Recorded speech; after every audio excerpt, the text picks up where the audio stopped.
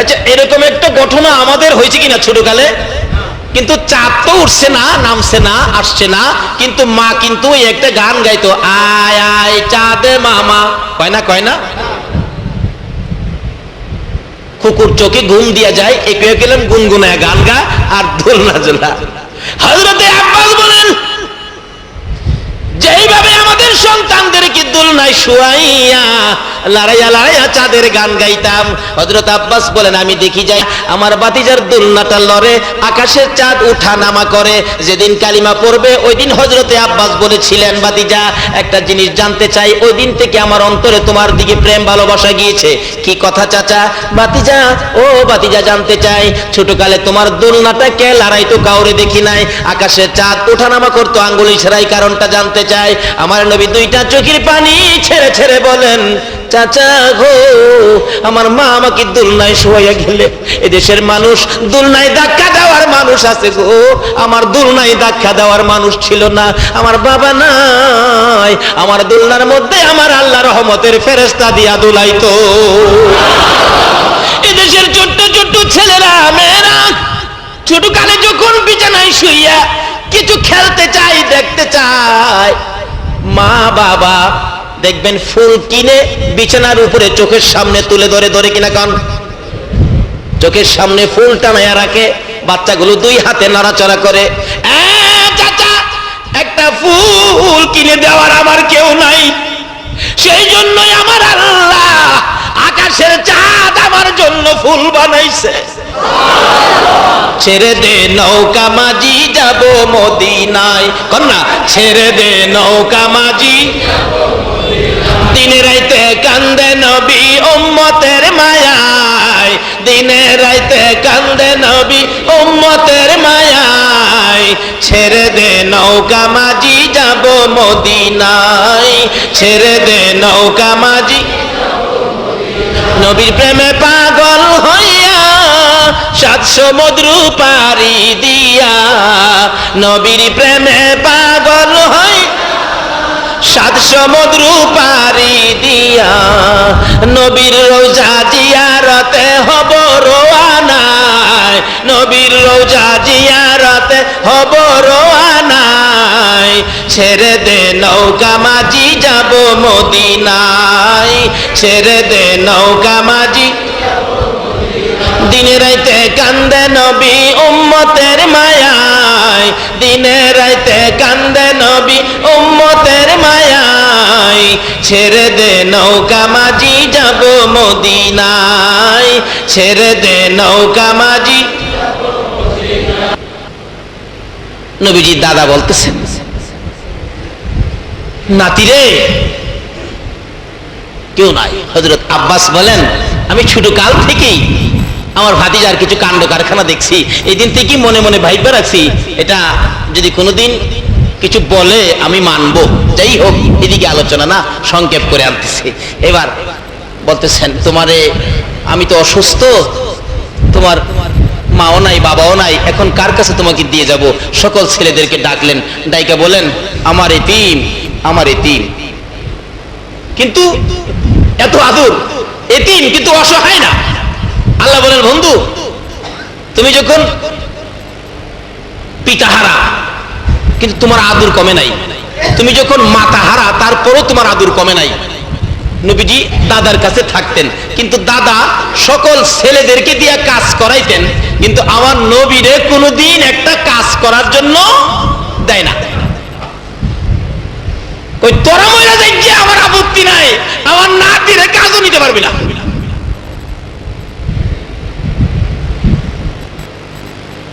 আল্লাহ কয়, বন্ধু কি খবর? কই না, আদর আছে, এই নবীর উম্মত হইতালে আল্লাহর কাছে আপনাদেরও আদর আছে, ছাড়ে না, কোনো কাজ আমার নাতিরে দিতে পারবি না। যেই হোক, এবার নবীজির দাদাও দুনিয়ার থেকে বিদায় মুহূর্ত সকল ছেলেদেরকে ডাকলেন, আসো এদিকে আসো। আবার কেন ডাকছেন? চোখের পানি ছাড়তেছে, বুড়া মানুষ, আমার এই নাতিরে তোরা কে নিবে? আমি তো দুনিয়ায় থাকবো না, চলে যাব, তোরা কে নিবে? আমির হামজা গিয়া কয়, আব্বা আমারে দেন, আমি নিব। কতক্ষণ চায় থেকে কয়, না রে তুই আমার এই নাতির আদর করার মতো মন মানসিকতা তোর নাই। কব কোন কি হ্যাঁ পারতি না।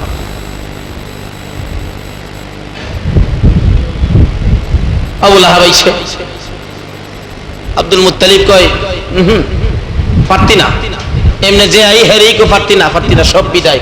হগলের শেষে নবীজির আপন চাচা আবু তালিব, নবীজির বাবার বড়, এক মার পেটে ছিলেন 4 ভাই, এর মধ্যে খাজা আব্দুল্লাহর বড় ছিলেন আবু তালিব। আবু তালিব এসে কয় আব্বা হগলের তো বিদায় করে দিলেন, আমার জানি ভাগ্যে কি আছে জানি না, আমার কি ভাগ্যে নসিব হবে আপনার নাতিরে লালন পালনের দায়িত্ব নিতে? আব্দুল মুত্তালিব 2টা চোখের পানি জর জর করে ছেড়ে দিয়ে বলেন বাবা আবু তালিব রে আয়, অপেক্ষায় ছিলাম কোন সময় তুই হাত বাড়াবি, আমার আদরের নাতি তোর হাতে উঠাইয়া দিব। আব্দুল মুত্তালিব 2টা চোখের পানি ছেড়ে ছেড়ে শিশু নবীকে তুলে দিলেন আবু তালিবের কাছে। আবু তালিব নিয়ে ঘরে ঢুকলেন। অভাবী সংসার চলতেছে বেশ কিছুদিন, কিন্তু অভাবে যখন চাপ মারছে অনেক সময় অনেকটা মাস অভাব বেশি হয়। যেমন আমাদের দেশে কথা আছে চৈত্র মাসে বলে অভাব, আসলে অভাব চৈত্র মাসে না, অভাবটা বেশি হয় বৈশাখ মাসে। কি চৈত্র মাসে কিন্তু ঝড় তুফান থাকে না, বৈশাখ মাসে এমনিই তো দাওয়া কাঠি ঠিক মতো উঠে নাই, আবার দেখবেন তুফানে ঘর ভাঙ্গে লাইছে, গাছ ফালাই দিছে, পাও ভাঙ্গে লাইছে, মানুষ মারা গেছে তুফানে, শুনেন নাই? পত্রিকায় দেখেন নাই? আচ্ছা এগুলি কি চৈত্র মাসে বেশি হয় না বৈশাখ মাসে বেশি হয়? আসলে সমস্যাটা বৈশাখ মাসেই বেশি। যাই হোক, এমন একটা চাপ মারছে আবু তালিবের সংসারে। আবু তালিব একটা মহল্লাবাসী নিয়ে পরামর্শ করতেছেন, দেখো ভাবছিলাম যে আর ব্যবসা বাণিজ্যে যাব না, অবস্থা খারাপ দেখা যায়, আরেকটা সফর ব্যবসা বাণিজ্যের উদ্দেশ্যে আমাকে দিতে হবে, কে কে তোমরা যাইবা? আল্লাহ একটা সফর দিয়াই, বুড়াকালে একটা সফর দিয়াই, বুড়াকালে পরামর্শ করতেছে। কিন্তু এরপরেও কিন্তু সাবধান, আমার বাতিরা যেন না জানে। আল্লাহ কয় বন্ধু গো তোমার কষ্ট হইতে দিবে না।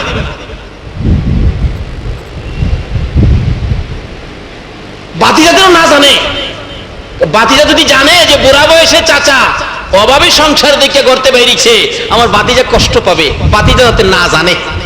সাবধান। চুপচাপ কাফেলা তৈয়ার হয়ে গেছে।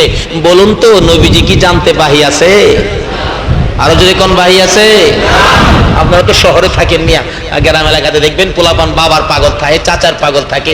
অনেক সময় দেখেন বাবা ঢাকা আইব তো গ্রাম থেকে, খালি কইতেছে আব্বা আমি যাবো ঢাকা, আমি যাবো ঢাকা। অনেক কিছু বুঝাইলেন মানে না, 10টা টাকা দিলেন মানে না, 20টা টাকা দিলেন মানে না, যামু অবশ্যই 50 টাকা দিয়া কয় বাবা তোমার যাওয়ার কাম নাই, আবার যাই বলা তোমার নিমু। ছেলেটা চুপ করে ঘরে গেছে গা। ঘরে গেছে পরে বাবা তো মনে করছে হ্যাঁ বুঝাই লাইছে, যায় যেই খালি রিক্সা ধরছে, বাস স্ট্যান্ডে যাবো, ট্রেনের স্টেশনে যাব, রিক্সার মাঝে উঠতে খালি রিক্সা টান দিছে, হ্যাঁ জামাটা কান্দে ফালাইয়া গিয়া রিক্সার বডি তৈরা বইরিছে। এরকম পাগল আছে না পোলাপানের মধ্যে?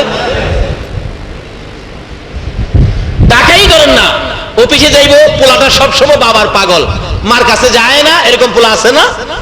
মা কই কিরে পেটে রাখলাম আমি, না তোর বাবার পেটে হইছস? পোলা দেখতেন কয় হ্যাঁ বাবার পেটে হইছি। অফিসে যাওয়ার সময় পোলারে বুঝাইতে পারেই না, অনেক কিছু দিয়া বুঝাই থুইছে। পোলা কয় এমনি বুঝাইছো? আমি এমনি ঠিক আছি। রিক্সা ধরছে বাবা, অফিসে যাইবো, যে খালি রিক্সা টান দিছে পিছে তাদের বইছে। যাইতে যাইতে যাইতে যাইতে যাইতে যাইতে কিছু দূর যায়, রিক্সাওয়ালার সাথে ওই মহাজন কথা কয়, লোকটা কথা কয় এ বেটা তোর ছেলে মেয়ে আছে নাকি? রিক্সাওয়ালা কয় চাচা আমার তো 3 ছেলে। কত ছেলেগুলি কেমন? কথা কি কমো, 2টা যেমন তেমন, মাইল লাড়াতক করে বেশি পাগল, এই বাড়িতে বাইরে আইতে বড় যন্ত্রণা করে। আর তোরটা বন্ধ কর, আমার যে একটা পিচ্ছি এটারে তো থুইয়া অফিসে যাইতে পারি না, বাজার যেতে পারি না, কোথাও যেতে পারি না। আজকে কোন রকম 50টা টাকা দিয়া কোন রকম ঘরে থুইয়া বাইরেছি। এই ফাঁকে দা পোলা পিছেতে বাইরে কয় আব্বু, আরে কি কয় আমি আই পড়ছি তো। আসে না পোলাপান এরকম? আমার নবীর বয়স যখন 13, বলুন কত? 13 বয়সের তরুণেরা 13 বয়সের বালকেরা আমার নবীর জীবনে তালাশ করো গো, নবীর একটা আদর্শের মালা যদি গলায় লাগাইতে পারো তুমি দুজাহানের ধনী হইয়া যাইবা। ওই নবী এই চাঁদের দুনিয়ার জমিনে আগমন করেছে। ডাকেন না, এসো মোদের প্রাণের নবী রবিউল আউয়ালে, বলুন এসো মোদের প্রাণের নবী। বিশ্বভুবন হইল সৃজন তোমারি প্রেমের বলে, বিশ্বভুবন হইল সৃজন তোমারি প্রেমের বলে, এসো মোদের প্রাণের নবী রবিউল আউয়ালে, বলুন এসো মোদের প্রাণের নবী।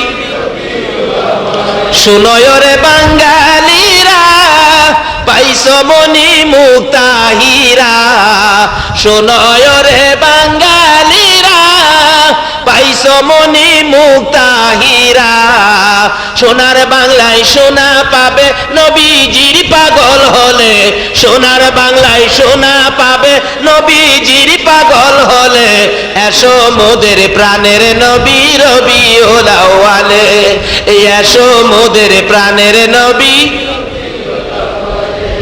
কি যে রবিউল আউয়াল চাঁদ, খবর নাই না কত দিবস পালন করে এই দেশের মানুষ, এই দিবস এই দিবস, খালিফা হয়ে 8 দিবসও আছে, আছে না? কিন্তু যেই চাঁদে নবী দুনিয়াতে আসছে, যেই নবী না আসলে পৃথিবীর কিছু আরশ কুরসি লৌহ কলম সহ কোনো মাখলুকাত হতো না। আজকে সেই নবী দুনিয়াতে আসলে এই উপলক্ষে কি করেছেন? কোন দিবস নাই, আর দিবসের পাগলও নাই, যদিও কিছু হয় কেউ করে আবার কেউ টিটকারি করে, অথচ এই দিবস কি বলেন খিলাফ। নবী দুনিয়াতে আসছে খবর পায়া আবু লাহাব বান্দি গিয়া কই চাচা একটা পূর্ণিমার চাঁদ দুনিয়াতে আসছে। কও কি, কোথায়? তো আপনার ভাই যে আব্দুল্লাহ ছিল, আব্দুল্লাহর ছেলে হয়েছে এতিম ছোট্ট, কি সুন্দর পূর্ণিমার চাঁদ, তাই নাকি? আমার ভাই নাই ভাতিজা হইছে, খুশির খবরটা দিলি। সবার দিন সকালবেলা ভোরবেলা খবরটা পাইলাম, এই আঙ্গুলটা উঠাইছিল আবু লাহাব, উঠাইয়া বলছিল যাও তোমাকে বহু টাকা দিয়ে খরিদ করে আনছিলাম, কিনা গোলাম তুমি, আজকাল থেকে দাবি নাই, আমার ভাতিজার খবরের খুশিতে তোমাকে মুক্ত করে দিলাম, যাও। আমার আল্লাহ কই আবু লাহাব রে, আমি যার প্রেমে সব বানাইলাম, এই বন্ধুর ভালোবাসায় আঙ্গুল উঠাইলি, এই আঙ্গুলটাই তো আমার কাছে দামি হয়ে গেছে। জোরে জোরে কোন সুবহান। আমি বলবো আজকে যারা নবীর ভালোবাসায় এখানে বসে আছেন, আপনারও আল্লাহর কাছে দামি হয়ে গেছে। কেন? নবীর ভালোবাসায় কিছু করলে আল্লাহ খুশি হয়, রাসূলও খুশি হয়। ইতিহাসের কথা খুলে দেখুন, একজন ইতিহাসবিদ লেখেন, এই ভারতবর্ষের মধ্যে একটা বই লেখক বই লিখেছিলেন, যে বইটার নাম ছিল রঙ্গিলা রাসূল। নাউজুবিল্লাহ কোন না, আমার নবীকে কলঙ্ক করে বই লিখেছে এক যুবক, আপনাদের মতো নবীর আশিক ছিলেন। যুবকটা চোখের পানি ছেড়ে দিয়ে বাড়িতে গেছেন, মা একটা খবর শুনলাম। কি খবর? আমার নবীকে কলঙ্ক করে বই লিখেছে, এটা তো সহ্য করতে পারি না। মা বলেন কি করতে চাও বাবা? মা আমি আসতেছি। গোসল করলেন, পায়জামা পাঞ্জাবি পরে পাঞ্জাবির নিচে একটা ছুরি ঢুকাইলেন, যাইয়া মার পায়ে সালাম করতেছেন, মা আমার বিদায় দাও, যদি ভাগ্য ভালো হয় দেখা হতে পারে, না হইলে দেখা নাও হতে পারে, বিদায় দাও। মার পায়ে সালাম করে বিদায় হলেন। নবীর দুশমন দুনিয়ার থেকে বিদায় করবেন। যে ডাকতেছে রঙ্গিলা রাসূল, লেখকের বাড়ি কোনটা? বললেন তো সামনের বাড়িটা। বাড়িতে আছেন লেখক সাহেব? হ্যাঁ বাড়িতে। এদিকে আসেন, আপনি কি আমার নবীকে কলঙ্ক করে বই লিখেছেন? তুমি কি বলতে চাও? এদিকে আসেন না। চেহারাটা যেন আগুনের মতো লাল হয়ে গেছে। এদিকে আসেন, যে নবীর উসিলায় কুল কায়নাত, সেই নবীকে কলঙ্ক করে দুনিয়ার আলো বাতাস খাবেন। কাছে আসেন, কি বলতে চাও? মেজাজ গরম করে এই কি বলতে চাও? কাছে আসার সাথে সাথে ছুরিটা বাহির করে কলিজাটার মধ্যে লাগাই দিচ্ছে। দুনিয়ার থেকে বিদায়। লোকেরা বলেন যুবক সরে যাও এখান থেকে, পুলিশ আসবে, ব্রিটিশের আইন ধরে নিয়ে যাবে। নিয়ে যাক, বিশ্বের বাজারে প্রমাণ করতে চায় আমি একটা যুবক। এমন মা আমাকে পেটে নিয়েছে যে মায়ের সন্তান নবীর দুশমন বিদায় করেছে। আজকে কোন মা এই মসজিদের সন্তানগুলো পেটে রাখছো? এর মধ্যে থেকে যদি কোনো মা কবরে থাকে, এই মাহফিলের বরকতে তাকে মাফ করে দেওয়া হয়েছে। ডাকতেছে সরে যাও। না, সরবো না। পুলিশ আইসা ধরে নিয়ে গেলেন। বিচার হবে, অনেক লম্বা ঘটনা। বিচার হবে, বিচারের রায় হলো আগামীকাল 12টায় 1 মিনিটে তোমাকে ফাঁসি দেওয়া হবে। ঠিক আছে, কিছু কথা আছে? জি বিচারপতি, কথা কি? একটা কথা, যে মা আমার মতো সন্তান পেটে রাখছে, নবীর আশেক পাগল আমি, এই মাস কাছে একটা রাত্র থাকতে চাই মার আদুরে। যাও, পুলিশ পাহারায় মার আদুরে থাকবে। মা মা কি বাবা, আমার তো ফাঁসির রায় হয়ে গেছে। মা চোখের পানি ছেড়ে দিছে। বাবা তোমার ফাঁসি, কালকের থেকে আমারে মা বলে আর ডাকতে পারবি না। না, ছেলেটা বুঝায়, মা কাঁদবেন না, আপনি হাসরের দিন তো গৌরব করতে পারবেন, আমার পেটের সন্তান নবীর দুশমন বিদায় করেছে। আজকে 12 দিন ব্যাপী রবিউল আউয়ালে ঈদে মিলাদুন নবীর মাহফিলের আয়োজনের কে সদস্যগুলো কারা? আপা হাসরের দিন গৌরব করতে পারবে, আমার ছেলেরা 12 দিন ব্যাপী নবীর স্মরণে মাহফিল করেছে।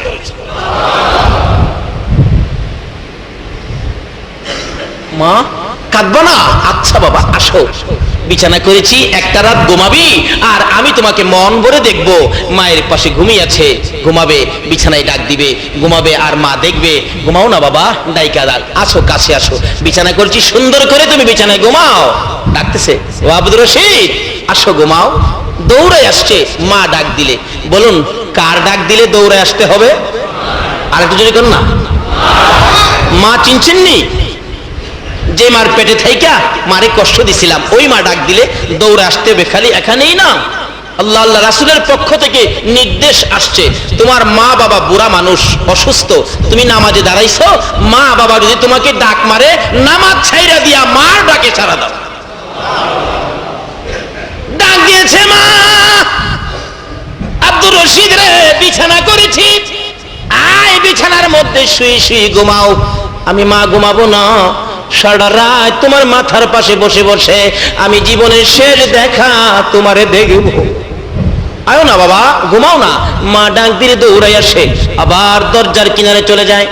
বাবা আসো ঘুমাও, জীবনে আর কোনোদিন দেখা হবে না, মায়ের সামনে আর কোনোদিন ঘুমাইতে পারবা না, আসো কালকে তোমার ফাঁসি হয়ে যাবে। আবার দৌড়ে আসছে মায়ের পাশে, আবার চলে যায় গেটে। মা ডাক দেয়, বাবা আব্দুর রশিদ রে, আমি ডাক দিলে দৌড়ে আসো বিছানার কাছে। আমি মা বলি শোয়ার জন্য, না শুইয়া কেন আবার দরজার কিনারে চলে যাও? আব্দুর রশিদ দুইটা চোখের পানি ছেড়ে ছেড়ে বলেন, মা তুমি ডাক দাও এই বিছানায় শোয়ার জন্য, আমি কেন দৌড়াইয়া দরজার কিনারে চলে যাই? মা গো তাকাইয়া দেখো, দরজার কিনারে দাঁড়াইয়া আমার রাসূল আমারে ডাকতেছে। মা তুমি ডাকো এই বিছানায় শোয়ার জন্য, আবার রাসূল দরজার কিনারে দাঁড়াইয়া ডাকে, আব্দুর রশিদ রে এই বিছানায় ঘুমাস না, আমার সঙ্গে আয়, কালকে তোর ফাঁসি হবে। আমি রাসূল আইসা গেছি রে আব্দুর রশিদ, ফাঁসির কাষ্টের থেকে তোরে নামানোর সাথে সাথে আমি রাসূল কুলে লইয়া ধরে লইয়া যাইব। এই বিছানায় নয় রে আব্দুর রশিদ, আমি রাসূলের পাশের জান্নাতের বিছানায় তুই ঘুমাবি। এই নবীর ভালোবাসায় আজকে মাহফিলের আয়োজন করেছেন, আমার নবী কত খুশি।